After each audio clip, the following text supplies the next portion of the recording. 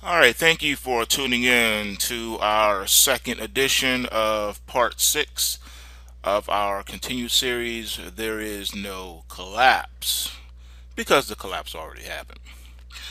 All right, picking up where we left off, we were finishing up on what, looking at usury and how the global banking system uses usury to enslave not only citizens and nations and peoples.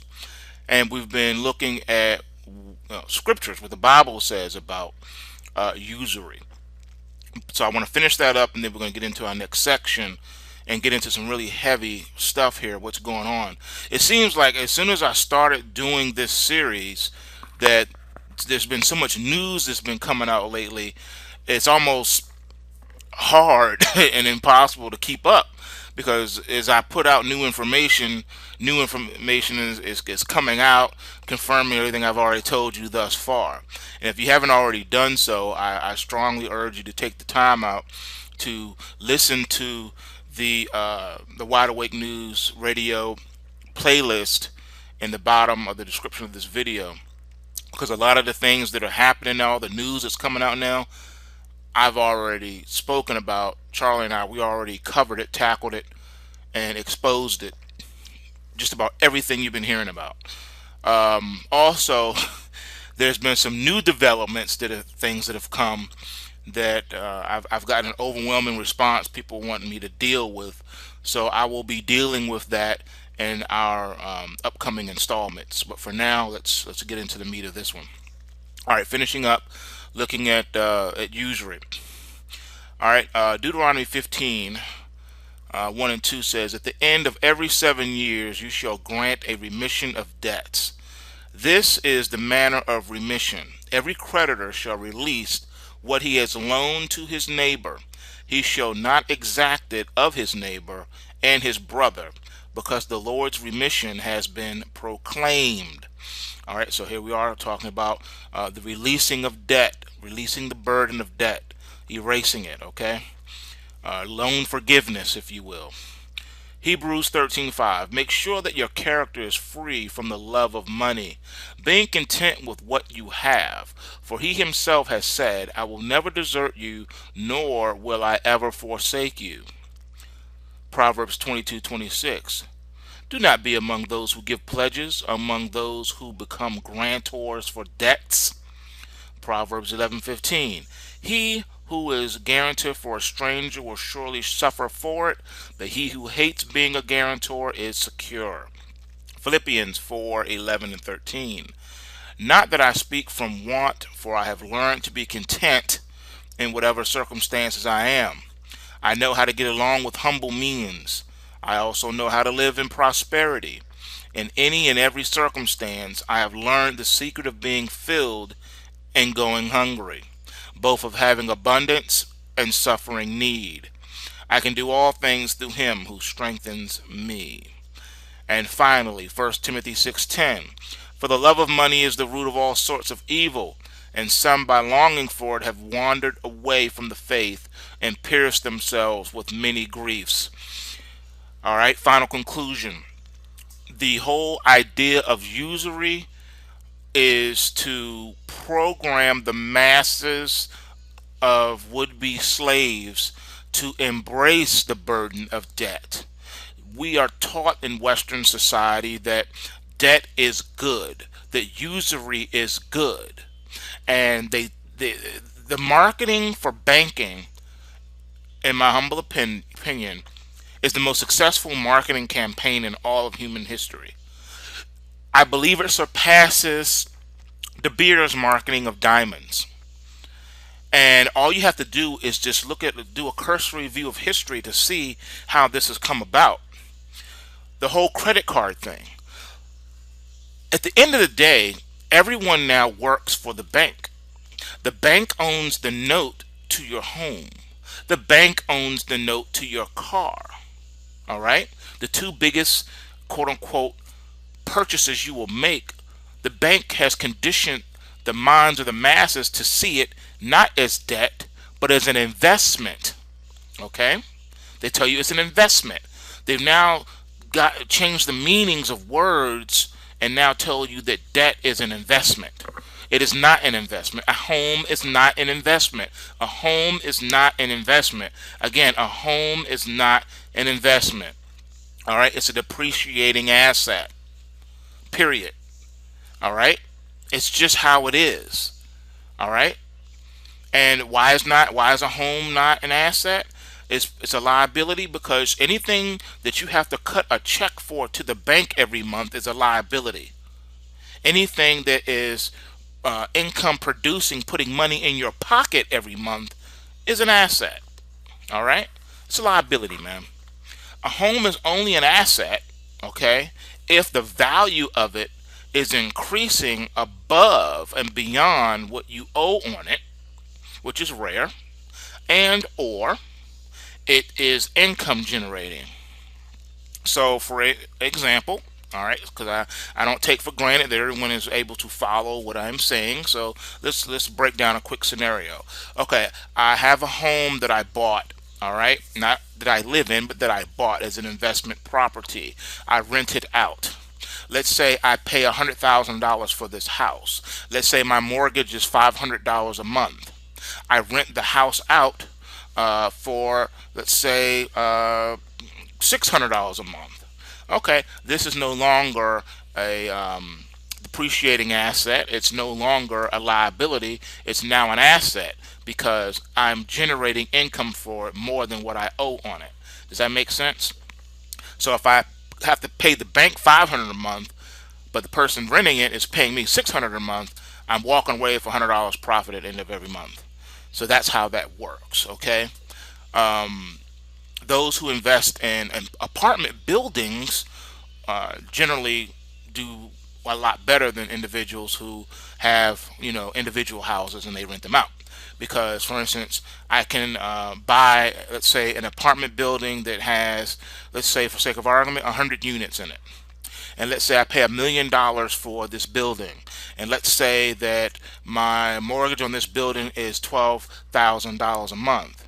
But I rent out each apartment for $1,000 a month. You see where I'm going with this? All right, now I'm making money hand over fist. It's no longer a liability. It's an asset. It's an investment at that point. Okay. Well, credit card debt, revolving credit debt, installment loan debt is still debt. It's called debt. All right. It's called revolving debt or installment debt. It has the word debt at the end of it. Okay. Not asset, but debt. So they have brainwashed the public to tell them that this debt is good, that being a slave to a lender is good. All right. And they fill you full of hopes and dreams that you'll be able to pay it off and it's not a problem. And then you keep going into debt. You're always indebted. And they've ingrained it in the minds of the average person that this is all you can do and all you can be. You can't go buy a car and pay cash for it. No one has that kind of money. You can't go write a check for a house. No one has that kind of money. That's what they tell you, that no one has that kind of money, and especially not you, and you never will, and you never can. So you never strive to do it. All right? Well, first of all, who said you have to even cut a check for a house? Back, looking at our ancestors, they didn't have to pay a bank to build a house. They just went and built a house. All right, we'll get into that later. But the fact of the matter is, our whole economy is based on debt and spending. All right, not investment, but spending. All right, it's foolishness. All right, and this usury is what's bringing down and collapsing the society. All right, it's collapsing the society. All right, because of debt. You strangle and choke people to death with debt. All right, let's move on. We've looked at usury. Now let's take a look at the how and the why and the who. How is this happening? Why is this happening? And who's doing it? All right. The Treaty of Versailles, negotiated at the Palace of Versailles, that had once been the Court of Versailles, where the conclusion of the American Revolution War had been dictated, was now the personal residence of one Lord Rothschild, who would orchestrate the peace agreement that concluded the war to maximize the leverage of the central banks he controlled and the use of debt to control the various nations of Rome's behalf. All right, so he did this on Rome's behalf. Germany would be saddled with all the outstanding debts of England and France, even though it had not started the war and technically wasn't even losing it. All right, Treaty of Versailles. The United States would be placed in an equally awkward position as it had loaned through the Federal Reserve most of England and France's war debt. See how they finance? See how they do the financing here? The Roman patrons like Rockefeller and DuPont had made fortunes through their oil and weapons holdings and patents. But sadly, the American taxpayers, economic slaves they are, would have to pay for it all. Germany was in no position to pay the debt, and America would be in no position to not be paid. The economies of both would soon spiral into recession. Depression and hyperinflation that were conspired to make World War II a thing that would happen in short order and induce the war-weary and horrified citizens of these countries to fight yet again. All right, see, war, the never-ending cycle of debt and war. One might wonder why Germany and the United States would agree to such terms. The truth is that the financial aspects were negotiated by the heads of the Federal Reserve and the Reich Bank. At that time, the head of the Federal Reserve was a man named Paul Warburg, and the head of the Reich Bank happened to be Max Warburg. Coincidentally, they happened to be biological brothers and the family long associated with the Rothschild family. Now, Rome tries to keep things in the family. That's what they do. They keep it all in the family. The patrons of Rome were hoping that the horrors of the war could tempt the people of the nations to start laying the foundations for the one world government through the League of Nations, which would start to implement collective security with the promise that aggressor nations would be quickly dealt with by the League of Nations to prevent such wide-scale wars in the future. Sounds like a noble plan, right? Let's look at this League of Nations. They attach this to the Treaty of Versailles. But when a independent U.S. Congress that had to ratify the treaty began to read about all the side deals and manipulations of the Balfour Declaration and the Treaty of Versailles, financial arrangements, backroom situations, they realized that America had been seriously duped and tricked into the war and left in a terrible position after it financially had rejected it. So Rome is persistent through and through. Its chief American and oligarch Rockefeller family. So they quickly founded the CFR. What's the CFR? It's the Council on Foreign Relations. How does that fit into this picture? All right, we're looking at the different tentacles of this octopus. All right, which which is going to lead us to this electronic network that we got. The Council on Foreign Relations would eventually lead to the creation of the United Nations, all right, after World War II, but they play an independent and active role in the American political landscape still to this day. This main mission is to promote a one-world government by working actively to submerge American sovereignty through placing as much of America's wealth in the fewest hands possible and using that power and control of America's wealth to manipulate political events toward entering America into an increasingly stifling set of international treaties that cede portions of its sovereignty and wealth to the world body until there's no wealth and sovereignty left at all. There was one problem though. War doesn't really make money, since money is just paper, or in this case, zeros and ones. It eats up resources, though, that do have a real value. So once the founding of Israel was secured through the Balfour Declaration and the conquest of Palestine, it made sense to end the hostilities from a financial aspect. But the nations were already enslaved enough to the fictional and illusionary debt, the zeros and ones, that would tax the citizens and rob them of quality of life and freedom as a result. Yet they had hoped to kill many more people in the hostilities than had actually died. No problem for Rome, though. If they can't get you to, profitably and economically kill one another, then they just kill you by other means. All right. Now this fits into the whole depopulation agenda, as of that's part of the why all this stuff is happening. And we get into biological warfare because what we know biological warfare happened when uh, you know when we wiped out all the Indians, all right, using smallpox blankets and things like that. So biological chemical warfare goes back for centuries. Well, let's look at the 1918 flu pandemic. It came out of nowhere, spread quickly, and up to 100 million people worldwide died, reducing the world's population by an additional 1/16th. It disappeared as suddenly as it arrived, once the institutions were overwhelmed with the disposal of the bodies. In comes what? The Great Depression and the rise of fascism.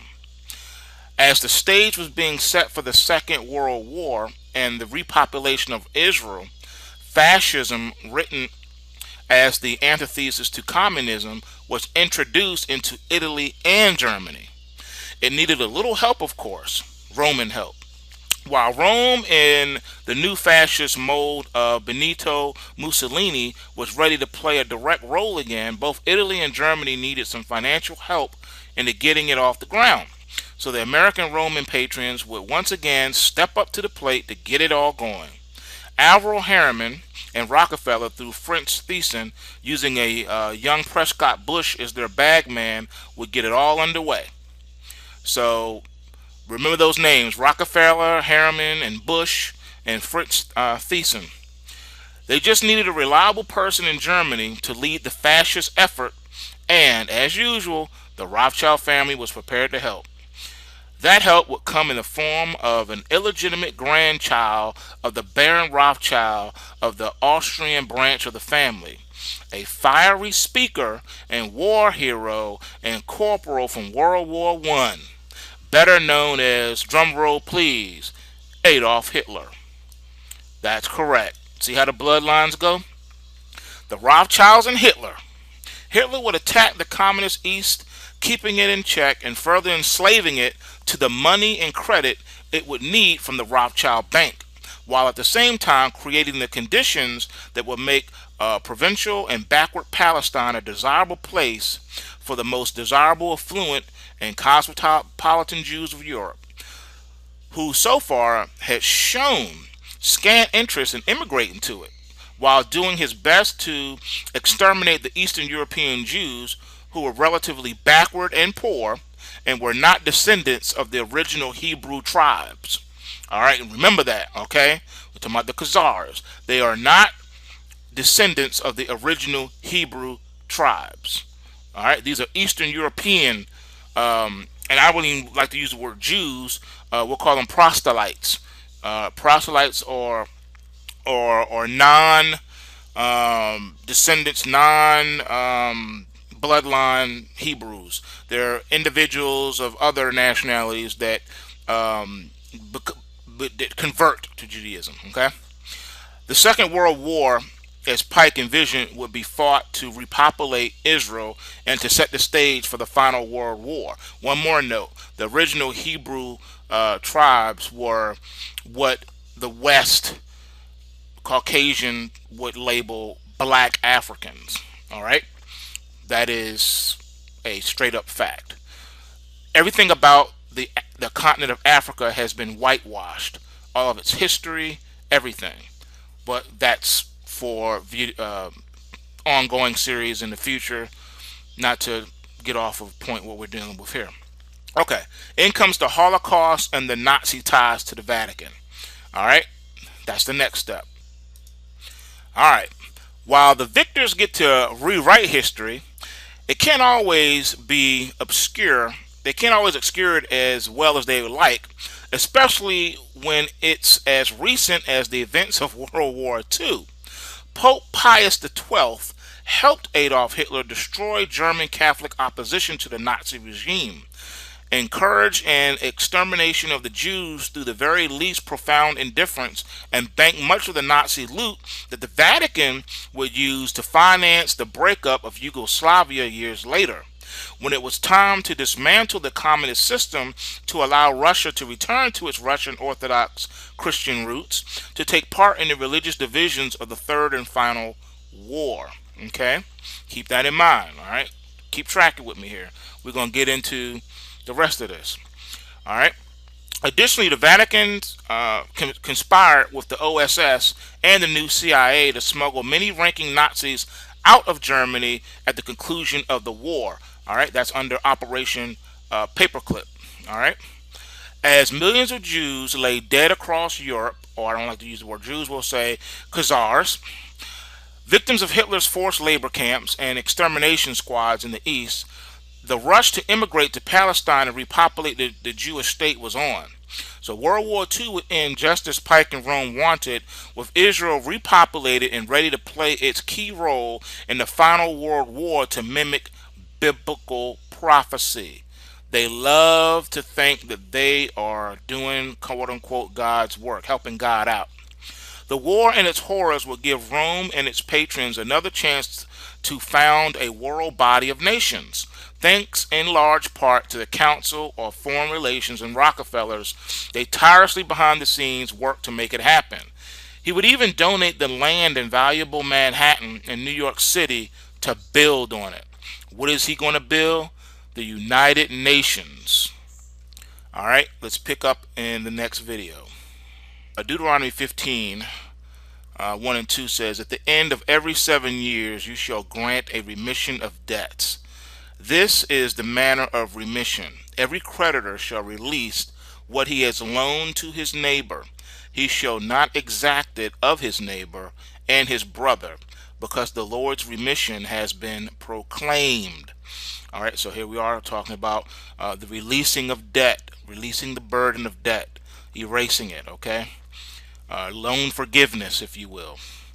Hebrews 13:5. Make sure that your character is free from the love of money. Being content in the bottom of the description of this video, because a lot of the things that are happening now, the news that's coming out now, I've already spoken about. Charlie and I, we already covered it, tackled it, and exposed it. Just about everything you've been hearing about. Also, there's been some new developments that are things that have come that I've gotten an overwhelming response, people wanting me to deal with. So I will be dealing with that in our upcoming installments. But for now, let's get into the meat of this one. All right, finishing up, looking at usury. All right, with what you have. For he himself has said, I will never desert you, nor will I ever forsake you. Proverbs 22:26. Do not be among those who give pledges, among those who become grantors for debts. Proverbs 11:15. He who is guarantor for a stranger will surely suffer for it, but he who hates being a guarantor is secure. Philippians 4:11 and 13. Not that I speak from want, for I have learned to be content in whatever circumstances I am. I know how to get along with humble means, usury. So I want to finish that up, and then we're going to get into our next section and get into some really heavy stuff here, what's going on. It seems like as soon as I started doing this series that there's been so much news that's been coming out lately, it's almost hard and impossible to keep up, because as I put out new information is coming out, confirming everything I've already told you thus far. And if you haven't already done so, I strongly urge you to take the time out to listen to the Wide Awake News radio playlist. All right, thank you for tuning in to our second edition of part 6 of our continued series, There Is No Collapse, because the collapse already happened. All right, picking up where we left off, we were finishing up on looking at usury and how the global banking system uses usury to enslave not only citizens and nations and peoples. And we've been looking at scriptures, what the Bible says about